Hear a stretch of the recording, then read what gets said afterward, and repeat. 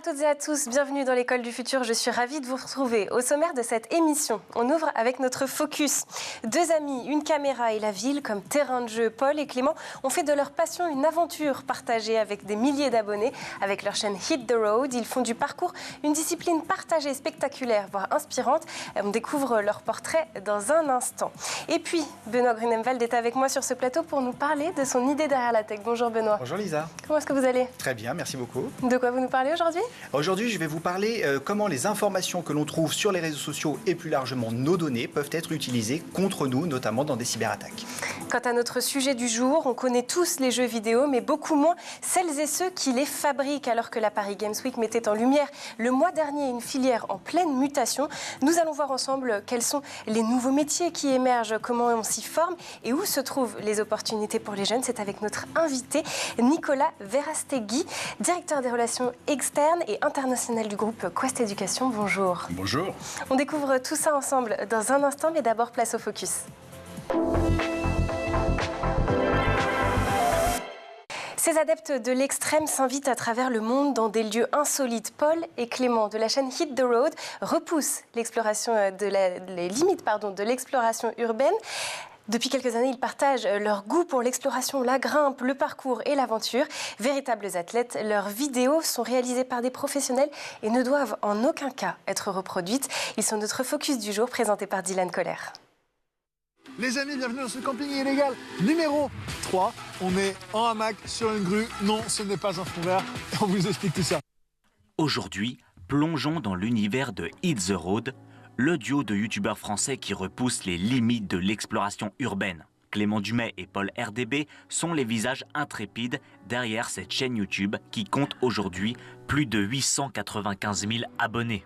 Tout a commencé en 2015 lorsque ces deux amis d'enfance décident de partager leurs aventures en ligne. Leur spécialité, l'infiltration et l'escalade de lieux interdits et difficiles d'accès. Du sommet de la Tour Eiffel au gratte-ciel de Hong Kong, en passant par les profondeurs des catacombes de Paris, rien ne semble être trop grand pour ces deux sportifs de l'extrême. Dès le lancement, leur chaîne YouTube ne tarde pas à exploser.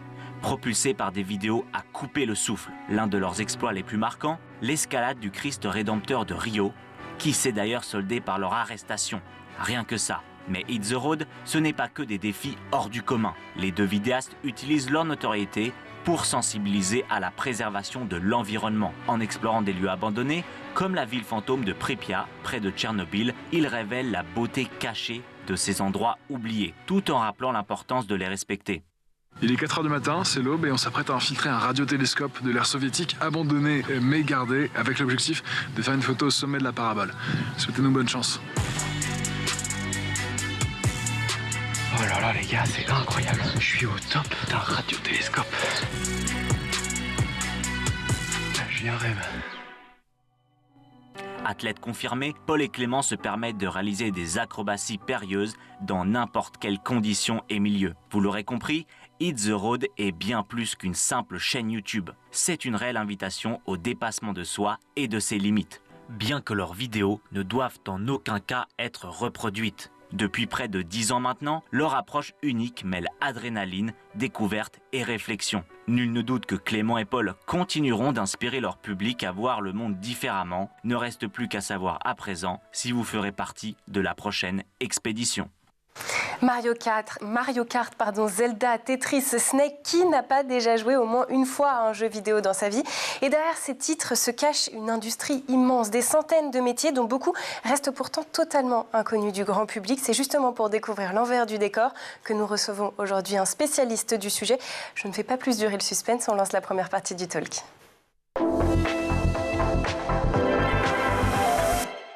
Et pour m'accompagner en plateau aujourd'hui, Nicolas Verastegui. Vous êtes directeur des relations externes et internationales du groupe Quest Education. Alors on va commencer par une question simple finalement Nicolas, et en même temps pas si simple parce qu'elle est tellement vaste. Les métiers du jeu vidéo, qu'est-ce que ça recouvre aujourd'hui ? On imagine souvent les développeurs, mais j'imagine que c'est beaucoup plus vaste que ça.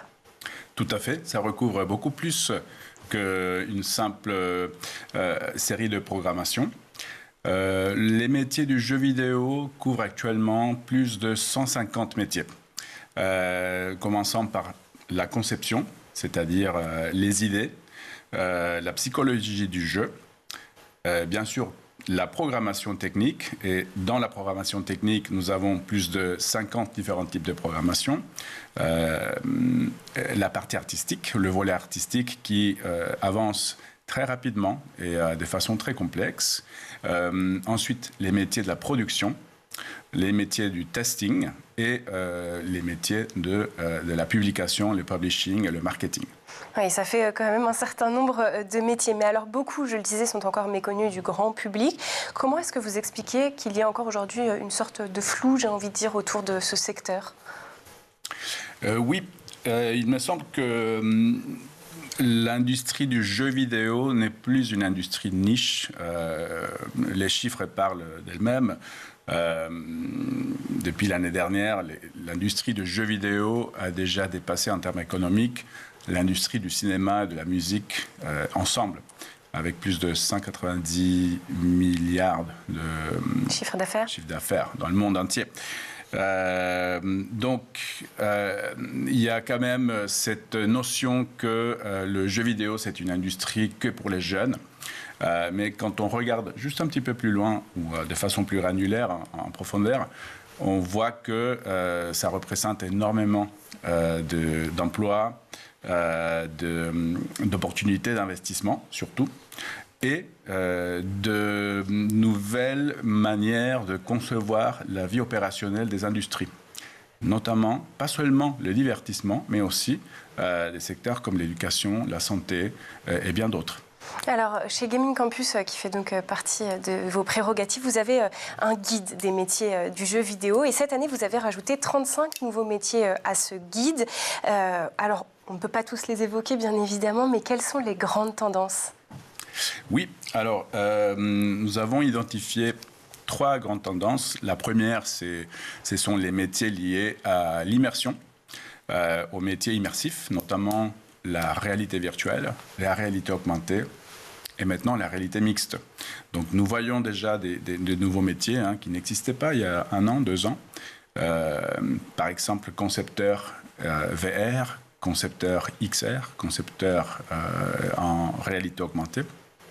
Deuxième volet, ce sont les métiers liés à la durabilité, notamment la responsabilité écologique. Il y a beaucoup de studios, pas seulement les grands studios, mais aussi les studios indépendants qui embauchent des responsables Green IT qui s'occupent de veiller pour que l'empreinte carbone soit, bien sûr, dans les standards, pas seulement français, mais européens, et qui demandent énormément de travail. Ça, peut-être que vous saurez nous le dire, ou peut-être pas, mais est-ce que vous avez une idée un petit peu de l'empreinte écologique du secteur ? Bien sûr. Alors, pour vous donner une idée, sur la finale de League of Legends, qui a été diffusée en live bien sûr, sur Twitch, il y a eu un pic d'environ 6,9 millions de spectateurs, avec une moyenne d'environ 2 millions. Et ça a représenté pendant 3 heures, ça a représenté environ 1 million de CO2. Oui, donc c'est conséquent. Oui, c'est assez conséquent, oui, comme tout le secteur de la tech. D'où l'importance, effectivement, de peut-être ouvrir un petit peu plus ces métiers et de les développer. Et la troisième tendance ? La troisième tendance, c'est la spécialisation des métiers artistiques. Avant, on avait bien sûr les graphistes en 3D, en 2D. Maintenant, on va plus loin. Et on cherche des spécialistes sur les détails les plus fins d'un environnement, d'un personnage ou d'un jeu en général. Par exemple, un métier qui est émergent, qu'on a listé dans le métier, c'est le grooming artist. Par exemple, ce sont des personnes, des artistes qui dessinent ou qui conçoivent les cheveux des personnages.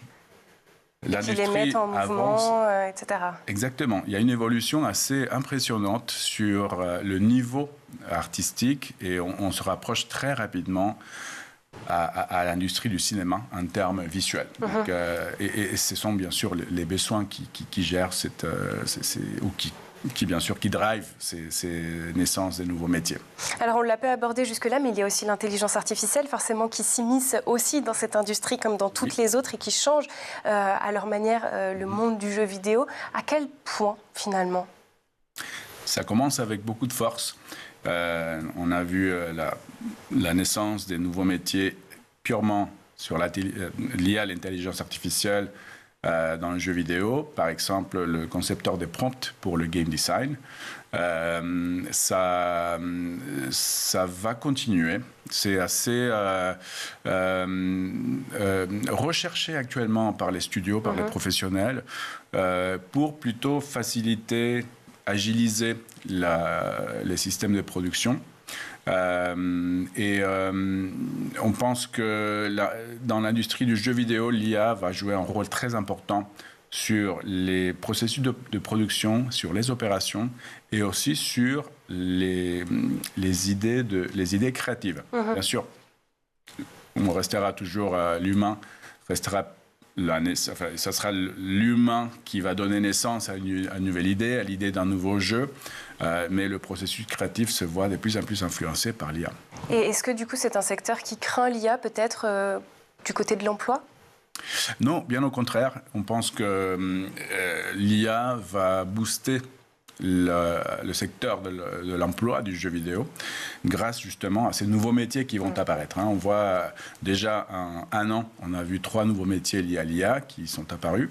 C'est un peu tôt peut-être pour le dire, mais on pense que ça va plutôt booster et enrichir la série des métiers dans le jeu. Bon, en tout cas, c'est ce qu'on espère.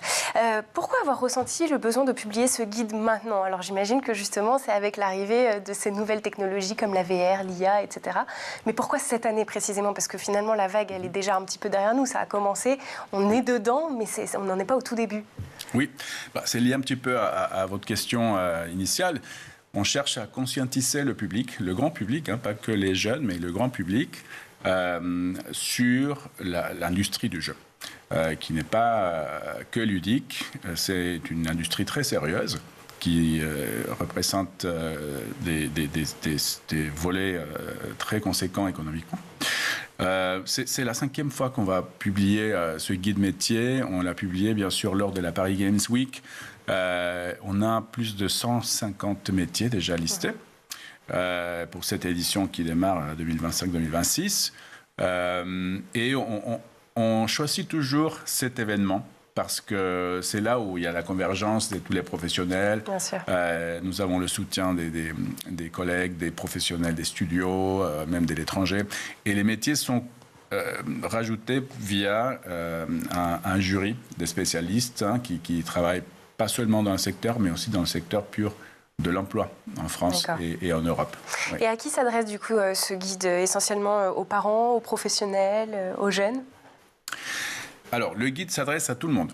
Le guide, c'est vraiment un manuel d'orientation pour toute personne qui aimerait se renseigner sur une carrière, une réorientation professionnelle dans le jeu vidéo. On vit dans un monde où il faut se former constamment, donc on ne limite pas ce guide aux jeunes. Bien sûr, ce sont les parents qui demandent, qui téléchargent le plus ce guide, mais on voit de plus en plus aussi une croissante popularité de la part des adultes, des jeunes professionnels, ou même des personnes qui partent à la retraite et qui veulent repartir sur un petit métier, par exemple artistique, dans le jeu vidéo. Bon, on vient de voir comment les métiers du jeu vidéo évoluent et comment l'IA bouscule aussi la filière. On marque une courte pause et on revient juste après un petit tour du côté de la planète tech. C'est la crème de la crème d'Internet, c'est la sélection de Dylan Coller.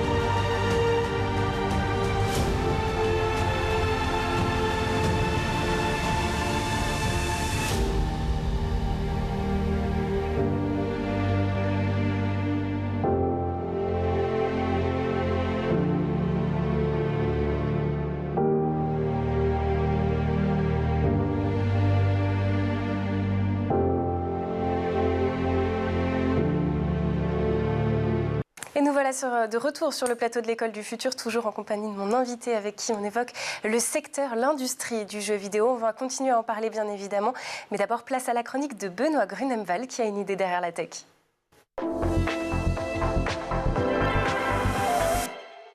On se demande souvent quels impacts peuvent avoir les données qui nous concernent et qui sont disponibles sur Internet. Benoît, suis-je vraiment en danger en laissant derrière moi, tel le petit pousset, des traces numériques?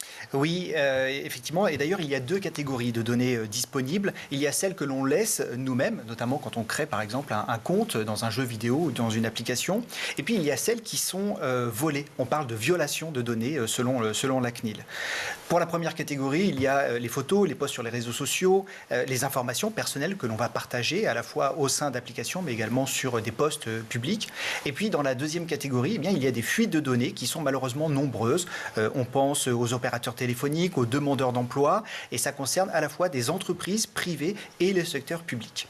Et avec ces informations, j'ai deux exemples qui, je l'espère, vont parler à tout le monde. Le premier, c'est un billet d'avion qui a été annulé par une personne qui avait posté une photo de ce fameux billet d'avion sur les réseaux sociaux.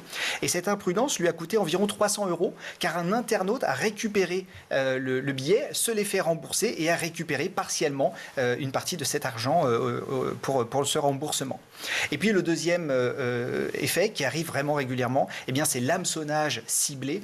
Ça veut dire qu'on va recevoir des messages qui vont prétendre réaliser une opération. Par exemple, on a eu un faux abonnement pour une chaîne bien connue qui nous proposait 490 € d'abonnement. On n'avait rien fait, donc on s'est dit je vais cliquer pour aller annuler, sauf qu'en fait c'était un piège. Alors les fuites de données permettent donc d'obtenir un certain nombre d'informations sur moi, sur nous. L'un des risques principaux est de recevoir des hameçonnages ciblés, mais ça peut aller encore plus loin et avoir des implications dans le monde réel. Vous avez d'ailleurs deux exemples récents à nous partager. Alors quel est le premier? Eh bien, le premier, c'est en octobre 2025, une cyberattaque a ciblé le système de gestion des licences de la Fédération française de tir. Elle a malheureusement exposé des données personnelles sensibles, telles que les noms, les prénoms, les dates de naissance, les adresses des contacts. Alors, même s'il n'étaient pas concernés les données bancaires, médicales ou liées à la détention d'armes, ces données sont quand même importantes parce que l'AFF Tir a réalisé une mise en sécurité, a porté plainte auprès de la CNIL, a porté plainte auprès des autorités, mais néanmoins, il y a des risques d'usurpation d'identité et voire même de cambriolage. Certaines sources révèlent que des individus se sont fait passer pour des policiers et se sont présentés au domicile de ceux qui sont donc affiliés à l'AFF Tir, ayant potentiellement des armes chez eux. Alors concernant votre second exemple, il concerne moins de monde, mais il est révélateur de l'utilisation d'informations sur les réseaux sociaux professionnels. Les chercheurs l'ont nommé Operation Dream Job. Qu'en est-il? Et oui, et c'est d'ailleurs une attaque de très haut niveau parce que c'est lié à un groupe qui s'appelle Lazarus et qui est aligné avec la Corée du Nord. Et cette campagne d'espionnage vise des entreprises impliquées dans la fabrication de drones basées en Europe. Les informations sur LinkedIn ont permis à faire en sorte qu'ils proposent à des développeurs des missions qui leur semblaient forcément très attractives. Sauf qu'à la fin du processus de recrutement, eh bien, ces fameux développeurs ont reçu des messages qui leur proposaient d'installer soit un petit logiciel pour faire un test de code, soit pour réparer une visioconférence qui ne fonctionnait pas. C'était malheureusement des logiciels espions qui permettaient d'exfiltrer des informations sur ces fameux drones sur lesquels ils travaillent. Alors, deux exemples effectivement bien ancrés dans le monde réel. Revenons au virtuel cette fois-ci. Lorsque l'on évoque le partage de nos propres données personnelles, on ne peut faire l'impasse sur les intelligences artificielles, bien entendu. Elles récoltent nos informations, parfois même les plus intimes. Alors, qu'en est-il? Quels sont les risques de ce côté-là? Et oui, les intelligences artificielles récoltent beaucoup d'informations sur nous qu'on leur donne. Quand on leur demande son avis sur le médical, la psychologie, des sujets qui peuvent impacter finalement notre vie, tels que des décisions importantes, travail, amis, amour, eh bien, si on reçoit des réponses, c'est bien parce qu'on a partagé des informations qui vont permettre la création de ces réponses. Et donc, au-delà des fuites traditionnelles, telles que les logins, les mots de passe, l'état civil, eh bien, ces intelligences artificielles vont emmagasiner sur nous un maximum d'informations qui, si elles viennent aussi à fuiter, pourraient représenter la création d'un profil hyper précis sur notre personne et pouvoir faire en sorte que à la fois les cybercriminels et peut-être des sociétés mal intentionnées nous connaissent mieux pour nous cibler elles aussi, peut-être pour le marketing ou pour des demandes, je sais pas moi, de crédit par exemple, et nous dire non, vous avez des problèmes psychologiques, je ne vais pas vous autoriser de crédit. Bon, alors pour les utilisateurs de l'intelligence artificielle, quels conseils pouvez-vous partager pour limiter notre exposition et protéger notre vie privée? Eh bien, il est recommandé d'éviter de partager des données personnelles ou financières, de choisir des applications avec des politiques de confidentialité claires et d'activer également des mesures de sécurité comme l'authentification multifacteur. Donc c'est le petit code à 6 chiffres que l'on reçoit lorsque l'on se connecte afin de protéger son compte. Et aussi attention au mode incognito. Celui-ci doit être clairement défini et vous devez lire aussi dans les conditions ce que cache ou ce que permet ou pas ce mode incognito quand vous souhaitez partager justement des informations personnelles. Et puis il y a les enfants, bien entendu, qui sont concernés aussi par le partage excessif ou non contrôlé de leurs propres données. Quelles peuvent être les conséquences pour eux? Eh bien, on pense tout de suite aux images que les parents peuvent partager notamment. Et ça va amener à la création de vidéos ou d'images à caractère pédopornographique. D'ailleurs, ça ne concerne pas que les enfants. Les médias s'échangent et peuvent servir à la création de ces images à la fois pour les adultes comme les enfants. On voit que ça peut d'ailleurs amener à du chantage. Alors, que faire dans ce cas et plus généralement? Eh bien, il faut porter plainte, garder les preuves, ne pas céder au chantage et puis, d'une manière plus générale, conserver une bonne hygiène informatique, notamment sur ses mots de passe et ses comptes. Bon, je ne peux que vous inviter à réécouter cette chronique qui était dense mais pleine d'informations essentielles. Merci beaucoup, Benoît Grunenwald. On va reprendre nos discussions cette fois-ci sur un tout autre sujet, puisque l'on parle de jeux vidéo. C'est tout de suite dans la seconde partie du Talk.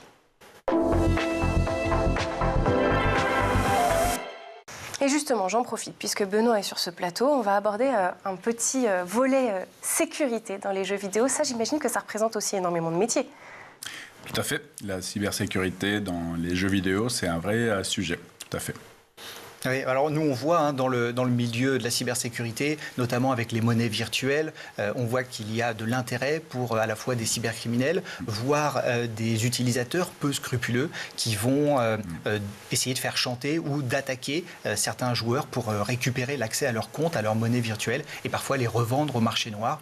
Et on voit aussi que le jeu vidéo est utilisé notamment pour promouvoir des outils de triche. Alors au-delà du fait de contrevenir à vos conditions générales d'utilisation, généralement, eh bien, cela va entraîner des cyberattaques sur ceux qui vont télécharger ces outils parce qu'ils contiennent malheureusement très souvent des logiciels malveillants. Et ça, du coup, ça se développe de plus en plus, ces métiers, avec justement l'arrivée de l'IA, où on peut avoir des hameçonnages plus faciles. Ça fait partie de ces nouveaux métiers du guide? Ça fait partie du guide. Nous avons également un guide métier sur la cybersécurité, mais il y a une convergence entre la cybersécurité et les jeux vidéo. Le jeu vidéo, c'est un espace gigantesque, c'est un espace social gigantesque dans lequel se mélangent surtout des jeunes. Et cela représente bien sûr des risques de fuite des données, mais aussi de cyberharcèlement qui deviennent de plus en plus communes dans la vie quotidienne. Donc ça demande effectivement une spécialité dans la cybersécurité qui représente un nouveau métier, le cyberanalyste dans les jeux vidéo. Bon, j'aimerais qu'on aborde maintenant le volet formation, j'ai envie de dire, pour les élèves ou les parents qui nous regardent aujourd'hui. En général, ces métiers, ils sont plutôt accessibles aux jeunes des lycées. Est-ce qu'il y a possibilité de se former à ce moment-là ou est-ce que ça se fait forcément après de longues études? Au sein du Gaming Campus, nous avons principalement des formations post-bac, c'est-à-dire des bac plus 5, 3 années de bachelor et 2 années de master. Donc la cible principale sont nos jeunes post-lycéens, post-bac. Nous avons également des mini-formations pour des collégiens et des lycéens sur les périodes des vacances scolaires.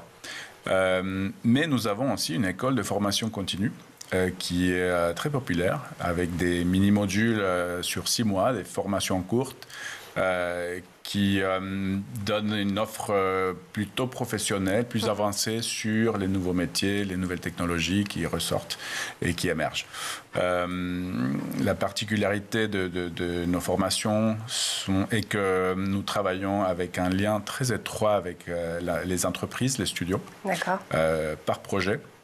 Dès la première année, les étudiants sont présentés des vrais projets, des cas concrets des besoins des studios. Et ils travaillent sur des périodes d'une semaine ou de 2 semaines sur ce cas pratique. Bon, vous avez un petit peu anticipé une de mes questions finalement qui est celle de l'insertion professionnelle et le fait que justement c'est un secteur dans lequel il est extrêmement important durant ses études en fait de mener un projet pour pouvoir justement le présenter à l'issue de ses études et s'insérer plus aisément, j'imagine. Effectivement, effectivement.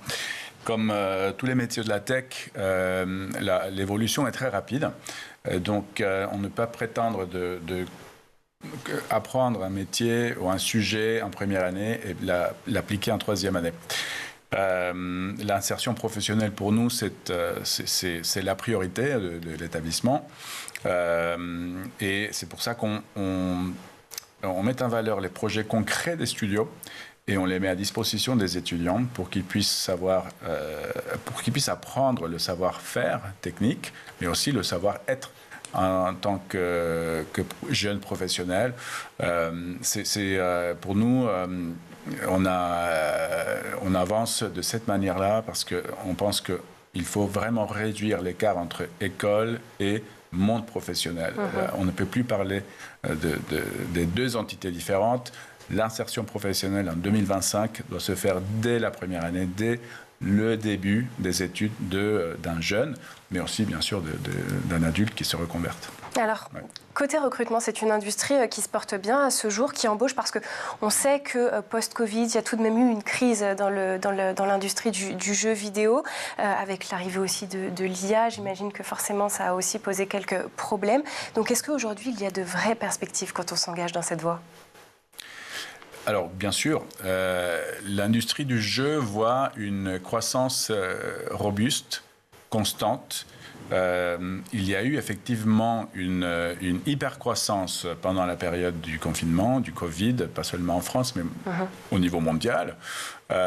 Et donc, la crise, disons, la dite crise qui est apparue après le confinement, ça a été une période de correction, surtout correction financière.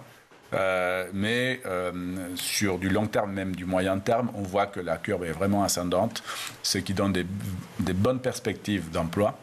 La France se positionne comme un des leaders mondiaux dans le jeu vidéo.